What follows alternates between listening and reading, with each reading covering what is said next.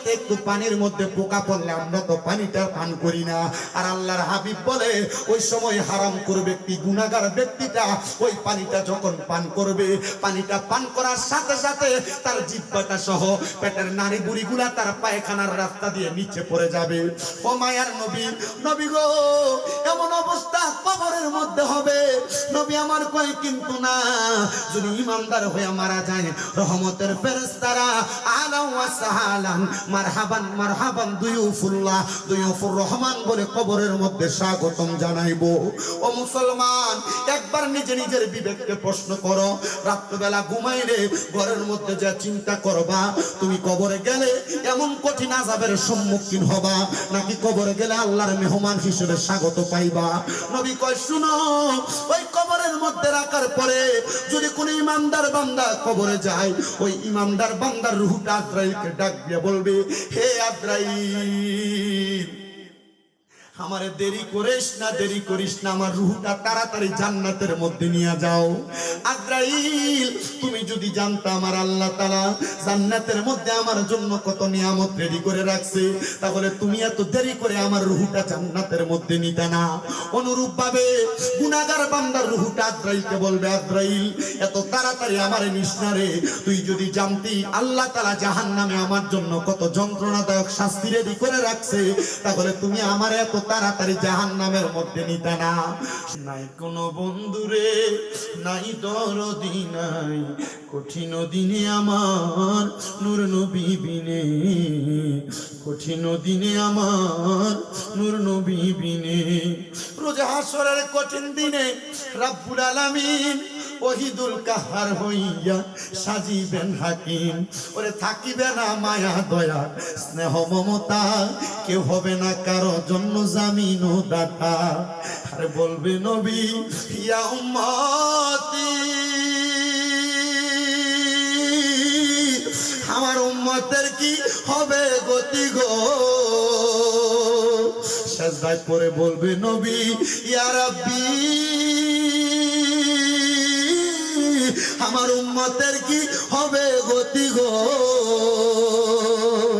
আমার উম্মতের মাফ কইরা দাও, আমি নবীর কারণে কঠিন দিনে আমার নূর নবী বিনে, কঠিন দিনে আমার নূর নবী বিনে।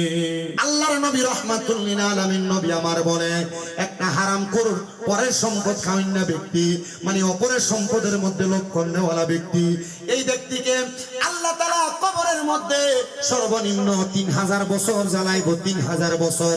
সাহাবায়ে কেরাম ডাক দিয়ে কয়, ইয়া রাসূলুল্লাহ, নবী গো, ও দয়ার নবী, মায়ার নবী, রাহমাতুল লিল আলামিন নবী, 3000 বছর কেন জ্বালাইবো? নবী আমার বলতেছে, জাহান্নামের আগুনের রংটা হবে লাল। 1000 বছর জ্বালাইয়া জাহান্নামের আগুনটারে এবার সাদা বানাইবো। সাদা জাহান্নামের আগুনের মধ্যে 1000 বছর জ্বালাইয়া ওই আগুনটারে কালো বানাইবো। ওই কালো জাহান্নামের আগুনটার মধ্যে এবার আরো 1000 বছর জ্বালানোর পরে আমার আল্লাহ তাআলার ওই বান্দাটাকে তাকাসসুর নামক একটা জায়গার মধ্যে দাঁড় করানো হবে। ওগো নবীজি, ও দয়ার নবী, তাকাসসুর নামক জায়গার মধ্যে 3000 বছর পর যখন তাকে দাঁড় করানো হবে, তাকে কি মাফ করে দেওয়া হবে? নবী আমার বলে, উম্মত, না না না, ওই ব্যক্তিকে মাফ করা হবে না। তখন ওই ব্যক্তিকে বলা হবে, বান্দা হারাম খাওয়ার পরে, বান্দা দুনিয়াতে অপকর্ম করার পরে, কবরে আসার পরে 3000 বছর তোমাকে জ্বালানো হলো, এখন তুমি কোনো কথা বলতে চাইলে বলতে পারো। বান্দা তখন কোনো কথা বলবে না। তখন বান্দা একবার না, দুইবার না, 3 বার তার জবান দিয়ে শব্দ বের করবে, হাজ মায়ে মায়ে মায়ে শব্দটা যখন ব্যবহার করবে, মানে বান্দা আল্লাহ তাআলার ফেরেশতাদের কাছে বলবে, একটু পানি দাও, আমার একটু পানি দাও। আল্লাহর নবী রাহমাতুল লিল আলামিন নবী আমার বলে, সোনারে উম্মতের দলেরা তাকে পানি দেওয়া হবে, কিন্তু দুনিয়ার পানি যেমন পানি থাকে এমন পানি দেওয়া হবে না। নবী গো, কেমন পানি দেওয়া হবে? রাহমাতুল লিল আলামিন নবী আমার বলতেছে, এমন পানি দেওয়া হবে, গরম লোহাকে আগুনের মধ্যে পোড়া দেওয়ার কারণে লোহাটার রংটা যেমন কয়লার মতো হয়ে যায়। এমন একটা লোহার গরম পাত্রের মধ্যে অন্যান্য জাহান্নামীদের রক্ত এবং পুষ দিয়া বান্দাকে দেওয়া হবে খাওয়ার জন্য, যেটাকে হাদিস শরীফের মধ্যে তিনাতুল খাবাল বলা হয়। এই তিনাতুল খাবাল রক্ত পুষ আপনি যদি হারাম খান বেআমল হন, ওই কবরের মধ্যে যাওয়ার পর পান করা লাগবে। নবী গো, দুনিয়াতে একটু পানির মধ্যে পোকা পড়লে আমরা তো পানিটা পান করি না। আর আল্লাহর হাবিব বলে ওই সময় হারাম করে ব্যক্তি, গুনাহগার ব্যক্তিটা ওই পানিটা যখন পান করবে, পানিটা পান করার সাথে সাথে তার জিহ্বাটা সহ পেটের নাড়ি বুড়িগুলা তার পায়খানার রাস্তা দিয়ে নিচে পড়ে যাবে। ও মায়ার নবী, নবী গো, এমন অবস্থা কবরের মধ্যে হবে। নবী আমার কয় কিন্তু না, যদি ইমানদার হয়ে মারা যায়, রহমতের ফেরেশতারা আলা ওয়া সাহালান মারহাবান মারহাবান দুয়ুফুল্লাহ দুয়ুফুর রহমান বলে কবরের মধ্যে স্বাগতম জানাইবো। ও মুসলমান, একবার নিজে নিজের বিবেককে প্রশ্ন করো। রাত্রিবেলা ঘুমাইলে ঘরের মধ্যে যা চিন্তা করবা, তুমি কবরে গেলে এমন কঠিন আযাবের সম্মুখীন হবা, নাকি কবরে গেলে আল্লাহর মেহমান হিসেবে স্বাগত পাইবা? নবী কয় শুনো, ওই কবরের মধ্যে রাখার পরে যদি কোন ইমানদার বান্দা কবরে যায়, ওই ইমানদার বান্দার রূহটা আজরাইলকে ডাক দিয়ে বলবে, হে আজরাইল, আমারে দেরি করিস না, দেরি করিস না, আমার রূহটা তাড়াতাড়ি জান্নাতের মধ্যে নিয়ে যাও। আজরাইল, তুমি যদি জানতা আমার আল্লাহ তাআলা জান্নাতের মধ্যে আমার জন্য কত নিয়ামত রেডি করে রাখছে, তাহলে তুমি এত দেরি করে আমার রূহটা জান্নাতের মধ্যে নিতে না। অনুরূপ ভাবে গুনাহগার বান্দার রূহটা আজরাইলকে বলবে, আজরাইল, এত তাড়াতাড়ি আমারে নিস না রে, তুই যদি জানতি আল্লাহ তাআলা জাহান্নামে আমার জন্য কত যন্ত্রণাদায়ক শাস্তি রেডি করে রাখছে, তাহলে তুমি আমার এত তাড়াতাড়ি জাহান্নামের মধ্যে নিতে না। শুনেন বন্ধুরা, আল্লাহর হাবিব মুহাম্মদ মুস্তাফা সাল্লাল্লাহু আলাইহি ওয়াসাল্লাম নবীর প্রখ্যাত সাহাবী, ইসলামের প্রথম খলিফা হযরতে আবু বকর সিদ্দিক রাদিয়াল্লাহু তাআলা আনহুর কথা আমি আপনাদেরকে বলি। যখন হযরতে আবু বকর সিদ্দিক রাদিয়াল্লাহু তাআলা আনহু ইন্তেকাল করলেন, ইন্তেকাল করার পরে আবু বকর সিদ্দিক রাদিয়াল্লাহু তাআলা আনহুর শরীরটাকে সুন্দর করে গোসল দিয়া আল্লাহর হাবিব সাল্লাল্লাহু আলাইহি সাল্লামের শরীর মুবারকের একটা আস্তিন মুবারক চাদর মুবারক দিয়া আবু বকর সিদ্দিক রাদিয়াল্লাহু তাআলা আনহুকে কাফন দেওয়া হয়েছে। আবু বকর সিদ্দিক রাদিয়াল্লাহু তাআলা আনহুর লাশ মুবারকটা, দেহ মুবারকটা রাসূল পাকের মসজিদে নববীর সামনে জানাজা হয়েছে। হযরতে আবু বকর সিদ্দিক রাদিয়াল্লাহু তাআলা আনহুর জানাজা হওয়ার সাথে সাথে সকল সাহাবায়ে কেরাম চিন্তা করতেছে, আবু বকর সিদ্দিককে কোথায় দাফন করা হবে, কোন জায়গায় দাফন করা হবে। হাসাইসুল কুবরার মধ্যে আল্লামা জালালউদ্দিন সুয়ুতী রাহমাতুল্লাহ আলাইহি একটা হাদিস কোট করে বলতেছেন, শোনো, সব সাহাবায়ে কেরাম যখন সিদ্দিক আকবরের লাশ মুবারক দাফন করবে এমন কথা ভাবতেছে, এমন টাইমে আল্লাহর হাবিবের রওজা মুবারক থেকে একটা আওয়াজ পাওয়া গেছে। হযরতে তালহা রাদিয়াল্লাহু তাআলা আনহু হাদিস বর্ণনা করে বলেন, নবীজি রওজা মুবারক থেকে আওয়াজ আসতেছে, আবু বকর সিদ্দিক হায়াতে জিন্দেগিতে আমি নবীর সঙ্গী, আমি নবীর বন্ধু। আবু বকর সিদ্দিক আমি নবীর হিজরতের বন্ধু। তোমরা আবু বকর সিদ্দিককে তাড়াতাড়ি আমি নবীর রওজা মুবারকের পাশে দাফন করে দাও। নবী গো, কারণ কি? বলে যে আবু বকর সিদ্দিক আমার হায়াতে জিন্দেগির সঙ্গী হয়েছে, যে আবু বকর সিদ্দিক আমি নবীর হিজরতের সঙ্গী হয়েছে, সে আবু বকর সিদ্দিক বরজকে আলমে আমি নবীর সঙ্গী হবে। জানতে চাই ও আমার পশ্চিমাড্ডার বাবারা, সিদ্দিক আকবরকে যদি নবী মুহাম্মদ সাল্লাল্লাহু আলাইহি সাল্লামের সঙ্গে দুনিয়াতে জীবন কাটানোর কারণে রাহমাতুল লিল আলামিন নবীজির রওজা মুবারক থেকে আওয়াজ দিয়ে নবীজির পাশে জায়গা করে দিতে পারে, আমরা এই পশ্চিমাড্ডার জান্নাতের বাগান ঐতিহাসিক আনোয়ার খাঁ জামে মসজিদ এবং বখতারকা ঈদগাহ ময়দানের মধ্যে বসে যদি আমরা নবীর মাহফিলে বসে নবীর প্রেমে দুই এক মর্তবা দুরূদ শরীফ আদায় করে নবীজির শান মান আজমতের বর্ণনা করি, আপনারা বলেন আমার আল্লাহ তাআলা যখন আমাদের কাছে আজরাইল পাঠাবে, আমাদের প্রাণ পাখি যখন উড়ে যাবে, ওই সময় যখন আমাদেরকে বিসমিল্লাহি ওয়া আলা মিল্লাতি রাসূলিল্লাহ বলে কবরে রাখবে, ওই কবরে আমার নবী আমাদেরকে নবীর কুল মুবারকে নিতে পারে কি পারে না?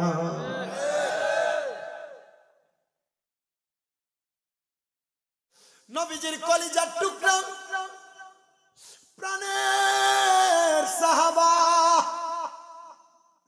হযরত আব্দুল্লাহ যুল জুবলাতাইন তিনি বলেন, আমার মা বাবা মূর্তির পূজা করত, কিন্তু আমার মা বাবা যখন খবর পাইছে আমি ইসলাম ধর্ম গ্রহণ করেছি, আমার মা বাবা আমার ঘরের মধ্যে জায়গা দেয় নাই।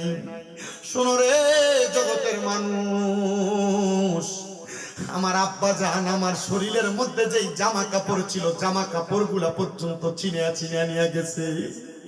আমি দৌড়াইয়া আমার মা যে ঘরের মধ্যে পূজা করে, মূর্তির পূজা করে, ওই ঘরের মধ্যে যাইলাম।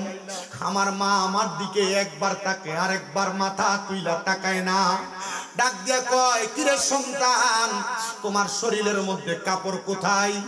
আমার মাকে আমি জবাব দিয়েছি, আম্মা ইসলাম ধর্ম গ্রহণ করার কারণে আমার আব্বা জান আমার শরীরের কাপড়গুলা ছিঁড়ে ছিঁড়ে নিয়ে গেছে। আম্মা জান যে কাপড় দিয়ে মূর্তিটাকে মুছতেন, ওই কাপড়টা খুইলা হযরতে আব্দুল্লাহকে দান করে দিছে। যারে বাবা, আমি মা তুই সন্তানকে কিছুই দিতে পারলাম না, আমার এই কাপড়টা দ্বারা আমি তোরে সহযোগিতা করলাম। হযরতে আব্দুল্লাহ বলে, আমি দৌড়াইতে দৌড়াইতে গভীর রজনীতে মদিনা শরীফের কেবলা যেই দিকে মসজিদে বেলাল একটা জায়গা আছে, যে জায়গায় বর্তমানে মাছ মার্কেট অবস্থান, ওই জায়গাটার মধ্যে আগে খেজুরের বাগান ছিল। হযরতে আব্দুল্লাহ যুল জুবলাতাইন বলেন, আমি এই চিরাপাড়া কাপড় নিয়ে ওই খেজুরের বাগানের চিপায় আড়ালের মধ্যে বসে রইলাম। আমি চিন্তা করতেছি, আমার রাহমাতুল লিল আলামিন নবীনি এই খেজুরের বাগানে যে কোনো সময় আগমন করে। ঠিক ওই দিন আমার নবীজি মা আয়েশা সিদ্দিকা রাদিয়াল্লাহু তাআলা আনহার হুজরা মুবারকের মধ্যে অবস্থান করতেছিলেন। নবী আমার ওই দিন আম্মা জান আয়েশার ঘর মুবারক থেকে ফজরের নামাজের পূর্ববর্তী সময় উঠে গেছেন। আম্মা জান আয়েশা কই, ইয়া রাসূলুল্লাহ, ওগো দয়ার নবী, মায়ার নবী, রাহমাতুল লিল আলামিন নবীজি, আপনি যেই দিনই আমি আয়েশার ঘরের মধ্যে আসেন, আপনি আমার ঘর থেকে রাতের গভীর অংশে বের হয়ে যান। নবী আমি জানি আপনি জান্নাতুল বাকির মধ্যে যায় যায় কবর জিয়ারত করেন। ইয়া রাসূলুল্লাহ, এখন কি আপনি জান্নাতুল বাকিতে যাবেন? নবী আমার কয়, আয়েশা, আমি শুধু জান্নাতুল বাকির মধ্যে যাই না, আমি মাঝে মাঝে সুযোগ পাইলে হযরত বেলাল রাদিয়াল্লাহু তাআলা আনহুর বাড়ির সামনে যায় যায় আমার আল্লাহ তাআলার কাছে কান্না করি আমার গুনাহগার উম্মতের জন্য। হে আয়েশা, আজকে তুমি আমার সাথে জান্নাতুল বাকির সামনে যাওয়া লাগবে না, আমি নবী বেলাল রাদিয়াল্লাহু তাআলা আনহুর বাড়ির পাশে খেজুরের বাগানটার কাছে যাইয়া আমার উম্মতের জন্য একটু রোনাজারি করব। রহমতের নবী বেলাল রাদিয়াল্লাহু তাআলা আনহুর বাড়ির পাশে যাইয়া সুন্দর করে যখন ইবাদত করার জন্য নবীজির শরীর মুবারকের চাদর মুবারকটা বিছায়া আল্লাহর হাবিব সাল্লাল্লাহু আলাইহি সাল্লাম বসছেন, এমন টাইমে আমার নবী রহমতের নবীজির প্রখ্যাত হাদিস বিশারদ হযরত তালহা রাদিয়াল্লাহু তাআলা আনহু বলেন, নবীজির জবান মুবারক বলতে শুনলাম, আমার নবী নামাজের মুসল্লার ভিতরে বৈশা বৈশা গুনগুন গুনগুন কান্নার আওয়াজ শুনেছে। নবী আমার ডাক দেয়, কে রে? মানানটা জবাব দে, জবাব দে। রহমতের নবীকে দরজার আড়াল থেকে জবাব দেয়, আসসালাতু ওয়াসসালামু আলাইকা ইয়া নবিয়াল উম্মি, ইয়া রাসূলুল্লাহ, ও নবীদের নবী, আমি হইলাম আপনার কাছে সত্য ইসলাম গ্রহণ করা আব্দুল উজ্জা। নবী গো, আপনি মুহাব্বত করে আমার নাম দিয়েছেন আব্দুল্লাহ। কিরে আব্দুল্লাহ, আয় না, আমি নবীর সামনে আয়। কেন রে, কেন এই পর্দার আড়ালের মধ্যে থাইকা কান্না করতেছো? কান্নার কারণ রহমতের নবীকে একবার বলো না। আব্দুল্লাহ ডাক দিয়া বলি, ইয়া রাসূলুল্লাহ, আমি কান্না করার কারণ হইল আমার আব্বা জান ইসলাম গ্রহণ আমি করার কারণে শরীরের জামা কাপড় নিয়ে গেছি। ইয়া রাসূলুল্লাহ, ও দয়ার নবী, মায়ার নবী, রাহমাতুল লিল আলামিন নবী, আমার শরীরের মধ্যে কোনো জামা কাপড় নাই, আমি কেমনে উলঙ্গ অবস্থা আপনি নবীর সামনে দাঁড়ায়া যাব? নবীজি বলেন, শীতের রাত্রবেলা আমি আমার চাদরটা কইলা আমার আব্দুল্লাহকে দিলাম। আব্দুল্লাহ আমার একটা চাদর দিয়া তার শরীরের নিচের অংশটাকে ঢাকনা দিয়েছে। আব্দুল্লাহ, আয় রে, আমি নবীর সামনে আয়। আব্দুল্লাহ কই, ইয়া রাসূলুল্লাহ, ইসলামের তো শিক্ষা খালি গায়ে কোনো জায়গার মধ্যে পুরুষ মানুষ যাবে না। নবী গো, আমার সদরটা দেখা যাবে। ইয়া রাসূলুল্লাহ, আমি আপনার সামনে এভাবে যাইতে পারবো না। নবীজি বলে, আমি আমার শরীর মুবারক থেকে থেকে আমার আরেকটা চাদর খুলে আব্দুল্লাহকে দিয়ে দিলাম। হযরত আব্দুল্লাহ আমার সামনে আসছে, ইয়া রাসূলুল্লাহ, ও নবী, আমার মনে হয় ইসলাম ধর্ম গ্রহণ করার কারণে আমার মা আমারে গ্রহণ করবে না, আমার বাবা আমারে গ্রহণ করবে না, আপনি নবীর কাছে আমারে জায়গা করে দেন, আপনি নবীর কাছে আমার জায়গা করে দেন।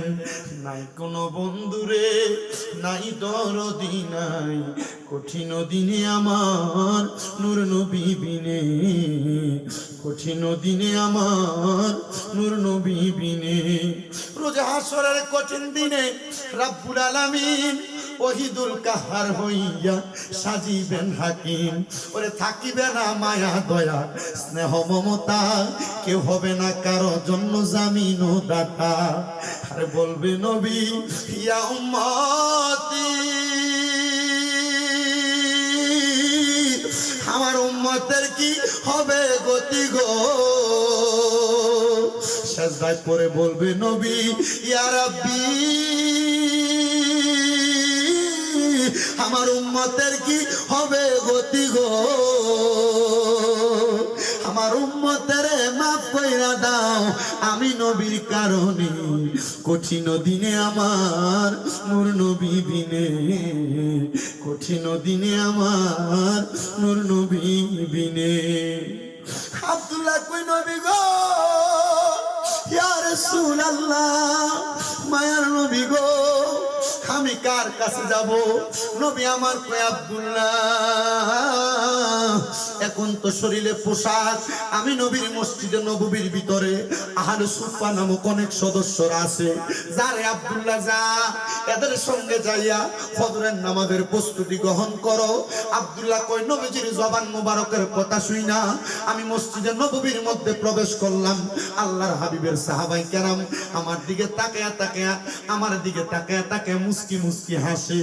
আমি জিজ্ঞাসা করলাম, এরে সাহাবীরা, কেন এমন ভাবে মুস্কি মুস্কি হাসো, কারণটা কি একবার বলবা? সাহাবাই কেরাম কই, এ আব্দুল্লাহ, নব ইসলাম গ্রহণ করেছো, কিন্তু তোমার শরীর মুবারক থেকে আমার নবীজির দেহ মুবারকের পসিনা মুবারকের ঘ্রাণ আসতেছে। আব্দুল্লাহ কয়, এ মানুষ, আমার শরীর থেকে নবীজির দেহের গাম মুবারকের ঘ্রাণ কেন আসবে না? শোনো শোনো শোনো, আমার শরীরের মধ্যে যেই দুইটা কাপড় দেখো, এই কাপড়গুলা আমার রাহমাতুল লিল আলামিন নবীর শরীর মুবারকের কাপড়। হযরতে সাহাবায়ে কেরাম বলে, আমরা বড় বিমোহিত হয়ে গেলাম, কিরে আব্দুল্লাহ নবী ইসলাম গ্রহণ কইরা নবীজির চাদর মুবারক পাইলো, আর আমরা পাইলাম না। ওরে বাজারের সাদা মার্কিন আমার অঙ্গে না লাগাইলো, মুর্শিদের পুরান চাদর দিয়া আমার কাফন পরাই দিও যাইতে আমার সঙ্গে নিও। আর কোন দন চাই না বাগদাদি, আর কোন দন চাই না লতিফি যাইতে আমার সঙ্গে নিও। সাহাবায়ে কেরাম কই, দুই জুব্বার মালিক হইলা রে। এবার সবাই আর আব্দুল্লাহ কইয়া ডাকে না, ডাক দেয় আব্দুল্লাহ জুবলাতাইন, মানে দুই জুব্বার মালিক। আব্দুল্লাহ কয়, নবীজি ফজরের নামাজে আগমন করেছে। ফজরের নামাজ আগমন করার সাথে সাথে রাহমাতুল লিল আলামিন নবীজি মসজিদে নববীর মধ্যে আগমন করেছে। এমন টাইমে তাবুকের যুদ্ধের আহ্বান, কে যাবি রে নবীর সঙ্গে যুদ্ধে? সবার আগে ওই আব্দুল্লাহ হাত তুলে কই, ইয়া রাসূলুল্লাহ, অনুমতি দিলে আমি আপনার সঙ্গে যুদ্ধে যাব। কিরে নতুন মাত্র ইসলাম গ্রহণ করেছো, এখন কেন যুদ্ধে যাইবা, কারণ বলো না।